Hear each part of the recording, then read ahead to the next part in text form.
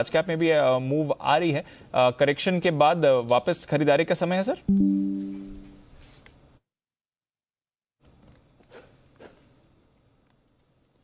चोपड़ा साहब, आपका audio mute है सर। दीप, मेरा ये मानना है कि आईटी जो है वो लीडरशिप के साथ साथ सेफ्टी भी दे रहा है। जहाँ पर रोज़ नई खबरें आ रही हैं, कभी बम्बार्डिंग हो जाती है, कभी यूएस एयरप्लेन्स पोलैंड के ऊपर, रशियन एयरप्लेन्स पोलैंड के ऊपर से उड़ के चले जाते हैं, कभी कोई खबर आती है, कभी कोई खबर आती है, तो कभी कन्फ्यूजन का माहौल है। और क्रूड जिस तरह से बॉयल हो रहा है, मुझे लगता है कि आईटी आपको बहुत सेफ्टी देगा आपके पोर्टफोलियो में। तो अच्छे मिड कैप स्टॉक्स, अच्छे लार्ज कैप स्टॉक्स बहुत अच्छे लगते हैं। टीसीएस है, एचसीएल टेक बहुत अच्छा लगता है, उसके साथ साथ इन्फोसिस है, बिरला सॉफ्ट है, वो बहुत अच्छा लगता है, परसिस्टेंट सिस्टम्स हैं। तो काफ़ी सारी अच्छी कंपनीज हैं, माइंडट्री है जहाँ पे खरीदारी करी जा सकती है। तो काफ़ी अच्छे कंपनीज, अच्छी मैनेजमेंट को आज को बाइंग की जा सकती है, और इनमें अच्छा करेक्शन भी हो चुका है। तो मुझे लगता है आने वाले कम से कम 2 से 3 हफ्तों के लिए एक तो आपके पोर्टफोलियो को स्टेबिलिटी देगा और ग्रोथ भी देगा। एक और चीज़, जब डॉलर स्ट्रेंथन होता है तो ये बात हम सबको समझनी होगी, जो एक्सपोर्टर्स हैं उनको फ़ायदा होता है, तो उसमें फार्मा और आईटी दोनों को फ़ायदा होता है। तो फार्मा में तो बहुत चुनिंदा पॉकेट्स में तेज़ी है, मगर आईटी मुझे लगता है अच्छा करना चाहिए। जो अच्छी मैनेजमेंट है, जो अच्छा ट्रैक रिकॉर्ड है कंपनी का, तो उसमें आप खरीदारी करिए। और जो मैंने नाम बोले, कई सारे ऐसे नाम हैं जहां पर मुझे लगता है कम से कम 10 से 15% तक की तेजी देखी जा सकेगी। बिल्कुल, तो कई सारे आईटी नेम्स हैं जहां पर 10 से 15% की आपको अच्छी तेजी आती हुई दिख सकती है। पर आई लेटर की बात निकली है तो जरा एक बार आईटीसी पर भी नजर डाल दें। 250 का जो लेवल आते हुए दिख रहा है, 18 अक्टूबर के बाद आपने आईटीसी पर ये लेवल आया है। 250 आ गया आईटीसी सर। कहाँ है मंदी? 20% ऊपर है 3 हफ्तों में। वन ऑफ द लीडर्स आप कह सकते हैं। मुसीबत के वक्त काम आया है। हाँ, बहुत ज्यादा काम आया है। हाँ, असली तो यही आदमी है जो मुसीबत के वक्त काम आया है, इंडेक्स को बचाए। क्यों? बिल्कुल बिल्कुल, एब्सोल्युटली। आज भी बहुत बड़ा रोल प्ले कर रहा है सर। हमारा घोड़ा लेट दौड़ा है, लेकिन दौड़ा है। दौड़ा जरूर। अभी तो दौड़ेगा, अभी तो दौड़ेगा, चिंता ना करें। अभी तो शुरू हुई है। कहाँ है? अच्छा, पैनल पे कौन है? मुदित जी, हिमांशु जी कौन है? जरा दिखाइए। नहीं, मुदित जी नहीं है आज। कौन कौन है पैनल पे? मैं आज देख भी नहीं पाया। सुमित जी, बंसल जी, वागले साहब, क्या है? आप में से एक भी आईटीसी पे बुलिश नहीं, क्या है ये? क्या बात है सुमित जी? ऐसे हाथ रखने से क्या होगा? जी जी, बंसल जी। देखिए अनिल जी, अभी आपके आने से पहले दीपांशु ने पूछा था, तो उसमें अनिल जी प्री कोविड हाइस के ऊपर सस्टेन कर रहा है, तो प्री कोविड हाइस के ऊपर आईटीसी के अंदर ब्रेकआउट देखने को मिल रहा है। बट अनिल जी, हाथ में इसके लिए नहीं खड़ा कर रहा था अनिल जी, मतलब कि मैं नहीं अनिल जी, सब जानना चाहते हैं आपकी वो टाई कहाँ गई अनिल जी, जो सुबह पहनी हुई थी आपने चमकती हुई? अरे मैं मीटिंग के लिए गया, लेट हो गया, फटाफट भागते भागते आया। मैंने कहा अच्छा, गाड़ी में कौन टाई लगा के बैठता है? मैंने कहा अभी फटाफट 5 मिनट जाऊंगा, मुंह चमका के आऊंगा, इससे बढ़िया सीधा बैठ के क्या फर्क, क्या कौन देखने आ रहा है ऐसा? तो जल्दी से, इसलिए बिना मैंने टाई होगा आ गया फटाफट। ऑलरेडी लेट चल रहा था, तो मैंने कहा जल्दी से शो शुरू करूँ, लगा के आऊँ।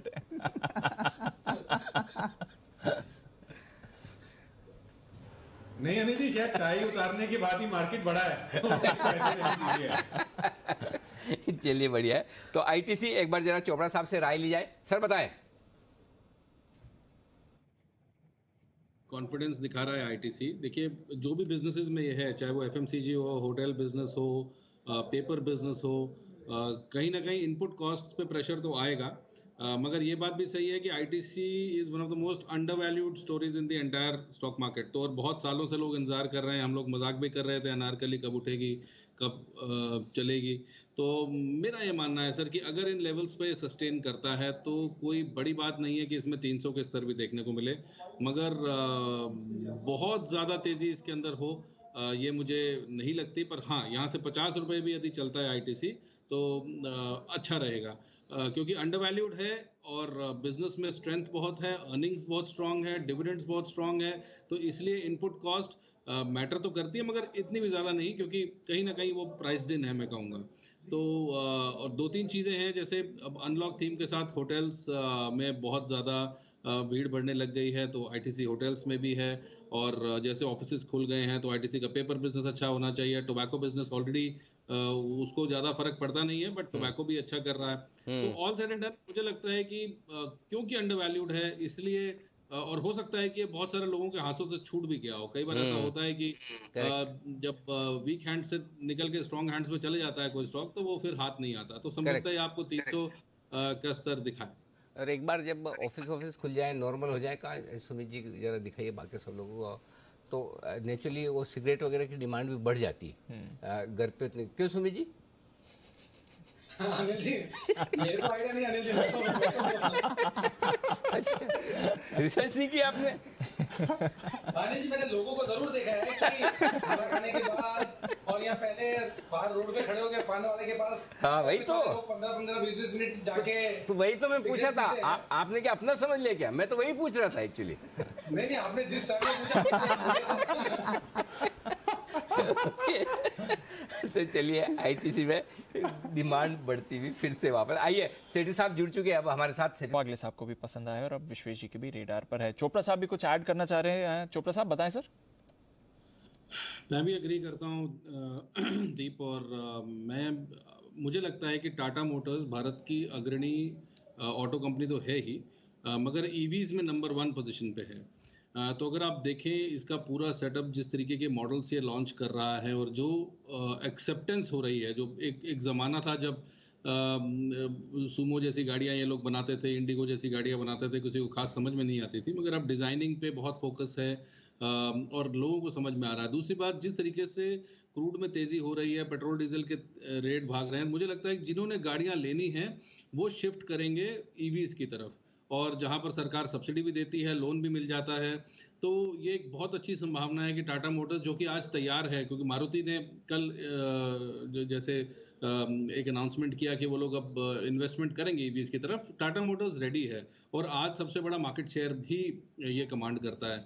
तो मेरा ये मानना है कि यहाँ से भी एक बड़ा टारगेट मैं देना चाहता हूँ, 800 रुपए का टाटा मोटर्स यहाँ से डबल हो सकता है अगर कोई लंबी अवधि के लिए इसको लेके रखे। और बिल्कुल भी मत घबराइए अगर थोड़ी बहुत अगर इसके अंदर गिरावट आती है।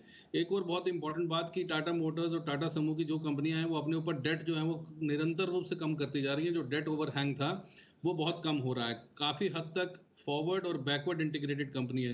तो जिस प्रकार से मैंने हिंडाल्को का एक लंबा टारगेट दिया था, टाटा मोटर्स का भी दे रहा हूँ, और मुझे लगता है कि ये भारत का टेस्ला है और आने वाले सालों में हम देखेंगे कि ये 800-900 के स्तर पे भी जाएगा। तो एक बड़ा टारगेट मैं देना चाहता हूँ टाटा मोटर्स के लिए, और मुझे बहुत अच्छा लगता है टाटा मोटर्स लंबी अवधि के लिए। और किसी भी तरीके की अगर मान लीजिए गिरावट होती है तो उसमें लेना है, घबराना नहीं है।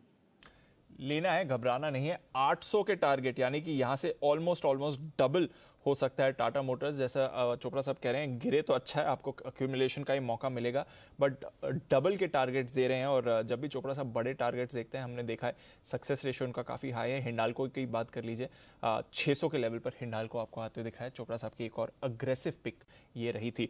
चोपड़ा साहब, जोमेटो पर भी आपकी राय लेनी है, क्योंकि इंटरेस्टिंग खबर जोमेटो के लिए आती हुई दिख रही है। एक नई सर्विस इन्होंने लॉन्च करी है जहां पर 10 मिनट में ऑर्डर प्लेस करने के बाद आपके पास खाना तैयार होगा, डिलीवर्ड। कैसे होगा इसका काम, क्या है इसकी डिटेल्स, आइए जानते हैं वरुण के साथ। वरुण, 10 मिनट में खाना डिलीवर? हाँ दीप, मिल तो जाएगा लेकिन सब कुछ नहीं मिलेगा।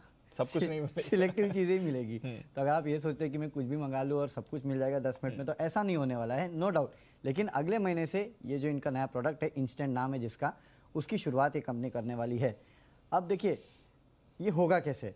जो 10 मिनट में जो डिलीवरी है ना, बेसिकली ये करेंगे क्या कि कुछ स्पेसिफिक प्रोडक्ट्स है, जो कि जैसे कि अगर समझिए आप लंच टाइम पे बिरयानी मंगाते हैं, तो ज़्यादातर डिमांड अगर देखेंगे लंच टाइम पे बिरयानी की होती है। तो अपने जो फूड डिलीवरी पार्टनर्स है उनके यहाँ ये ऑलरेडी बिरयानी तैयार रखने के लिए कहेंगे। और दरअसल ये एक विसिनिटी, यानी कि समझिए कस्टमर एक स्पेसिफिक जगह पर है तो उससे 1 से 2 किलोमीटर के रेडियस में ही वो डिलीवरी प्रोवाइड करेंगे। तो अगर उस जगह पे ये कहीं ना कहीं नए फूड स्टेशंस जो है वो बनाएंगे और वहाँ से पिकअप करके आपको डिलीवरी देंगे। तो इससे होगा क्या, जो ओवरऑल टाइम है वो काफ़ी कम होगा। जैसे कि अगर आपका अभी डिलीवरी टाइम 30 मिनट का है तो उसमें से 10 से 15 मिनट जो है वो खाना बनाने में लग जाता है, उसके बाद पिकअप करने में, उसके बाद 8 से 10 मिनट या 15 मिनट जो है वो डिलीवरी करने में लग जाता है। यहाँ अगर ये फूड स्टेशन बनाएंगे और जैसे कि एक एल्गोरिदम बेसिकली बनाने वाले हैं, और उस एल्गोरिदम के बेसिस पे ये देखेंगे कि कौन सा प्रोडक्ट है जिसकी सबसे ज़्यादा मांग इस स्पेसिफिक टाइम पे होती है, और उसका ऑलरेडी ये तैयार रखेंगे। तो उस बेसिस पे आपका खाना बनाने का जो टाइम है वो कम होकर 1 से 2 मिनट हो जाएगा। वहीं क्योंकि ये जो है वो एक फूड स्टेशन जैसा बनाएंगे, तो जो डिलीवरी टाइम है वो भी कम हो जाएगा, क्योंकि 1 से 2 किलोमीटर के रेडियस में है तो डिलीवरी टाइम पहले 15 से 20 मिनट या फिर आधा घंटा लगता था, वो कम होकर करीब 3 से 6 मिनट का रह जाएगा। तो इस तरह से इन्होंने मॉडल बनाया है जिसके बेसिस पे ओवरऑल टाइम जो है ये कम करेंगे और 10 मिनट में आपको डिलीवरी ये देंगे। वैसे भी देखिए ब्लिंकिट जो कि ग्रोफर्स इन्होंने जिसको खरीदा था उसका भी ये जो यूएसपी था वो 10 मिनट के आसपास ही आपको डिलीवरी करना था, तो कहीं ना कहीं उससे भी प्रेरित होकर इन्होंने इस मॉडल को बनाया है। हाँ, एक बात अच्छी है कि डिलीवरी पार्टनर्स जो है उनके ऊपर ये 10 मिनट की डिलीवरी का दबाव नहीं होगा, कोई पेनल्टीज़ नहीं होगी, इस तरह का कुछ भी नहीं होने वाला है। तो एक विन विन सिचुएशन है और सबसे ज़्यादा फायदा तो इसमें कस्टमर्स का होगा, क्योंकि माना जा रहा है कि ग्राहकों के लिए जो कुल खर्च है उसमें करीब 50% के आसपास की कमी भी आ सकती है इस मॉडल के चलते। देखते हैं कितना सक्सेसफुल होता है। अगले महीने गुरुग्राम में शुरू होने वाला है, मुंबई में तो मुझे डाउट है कि 10 मिनट में कहीं भी आप पहुंच पाओगे। लेट्स सी क्या करते हैं। अनलेस वॉकिंग डिस्टेंस है बॉम्बे में तो सीरियसली, अरे कहीं कहीं तो वॉकिंग डिस्टेंस में भी नहीं पहुंच उसमें भी पाते। प्रॉब्लम हो जाती है। पर चलिए नया एक्सपेरिमेंट कर रहे हैं चोपड़ा साहब। वैसे थोड़े समय पहले हमने देखा ग्रोफर्स का एक्विजिशन उन्होंने ऑलमोस्ट कंप्लीट कर लिया है। एनबीएफसीज में भी कुछ ट्राई कर रहे हैं। तो न्यू एज कंपनीज डाइवर्सिफिकेशन की स्ट्रैटेजी चलती रहती है, बट ये नया डेवलपमेंट कैसे देखें? ज्यादातर एडवर्टाइजिंग मार्केटिंग ही है कि कुछ ही जगह में छोटी चीज होगी, या फिर एक नई अपॉर्चुनिटी बन सकती है इनके लिए? दीप, आपने मेरे से न्यू एज कंपनीज के बारे में पहले भी पूछा है। आई थिंक अनिल जी और हमारी डिस्कशन हुई थी पेटीएम के बारे में, नायका के बारे में और कार ट्रेड के बारे में और इवन जोमेटो के बारे में। और मेरा एक बहुत कॉल मी कंजर्वेटिव, मगर मैं कभी भी इन न्यू एज कंपनीज को समझ नहीं पाता, क्योंकि ये लोग जो रेवेन्यूज दिखाते हैं वो बिल्कुल गाजर की तरह दूर लटका होता है और वो सामने आप दौड़ते जाएंगे वो कहीं ना कहीं आपको दिखता ही नहीं है। जो रेवेन्यूज हैं, प्रॉफिटेबिलिटी है, उससे बहुत दूर है। अगर 10 मिनट में आपको डिलीवरी करनी है, इसका मतलब जो आपका कॉस्ट ऑफ डिलीवरी है वो बहुत जोर से बढ़ेगा। और इसमें जो लॉजिस्टिक्स कॉस्ट है, जो फ्यूल कॉस्ट है जिस तरीके से बढ़ रही है और आने वाले टाइम में और बढ़ेगी, तो उसकी बहुत ज़्यादा संभावना है कि आप इसमें पैसा नहीं बना पाएंगे। और जब भी देखिए क्या होता है, ये फ्रेंजी है। जैसे ग्रोफर्स ने ब्लिंकिट नाम रख दिया कि आप बिल्कुल आंख झपकते ही आपके पास सामान आ जाएगा, तो ये लोगों को लुभाने का तरीका है।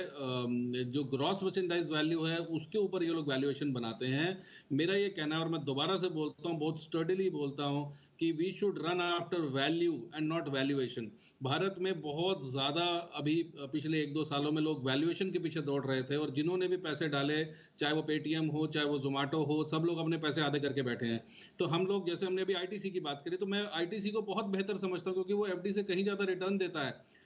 तो आईटीसी लेना, कंपनी ऐसी कंपनी लेना जहाँ पर रियल वैल्यू एग्जिस्ट करती है, जहाँ पे कंपनी में पैसा बनाने की संभावना बहुत ज़्यादा है, वो कंपनीज लेना ज़्यादा अच्छा है rather than new age companies. तो जोमेटो का मेरे हिसाब से जो भाव बनता है वो 50 रुपए के नीचे बनता है। और जब तक ये कंपनीज प्रॉफिट्स नहीं दिखाएंगी, जो रियल इन्वेस्टर्स, सीजन इन्वेस्टर्स हैं, मुझे नहीं लगता उसमें खरीदारी करेंगे। अभी प्राइवेट इक्विटी का पैसा है, वो लोग ये फूक रहे हैं और ना जाने कब तक फूकेंगे, मुझे नहीं पता।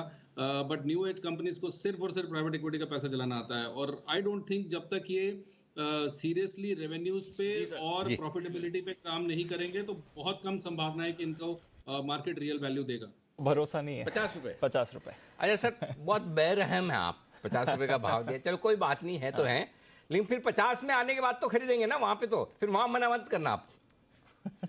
अगर इन्होंने रेवेन्यूज बढ़ाए और प्रॉफिटेबिलिटी दिखाई अनिल जी, तो तब मैं बिल्कुल खरीदार रहूंगा। Done। क्योंकि प्रॉफिट्स देखना चाहता हूं मैं बुक्स पे। बिल्कुल ठीक बात है। अच्छा, इस बीच आशु सर ने भी मुझे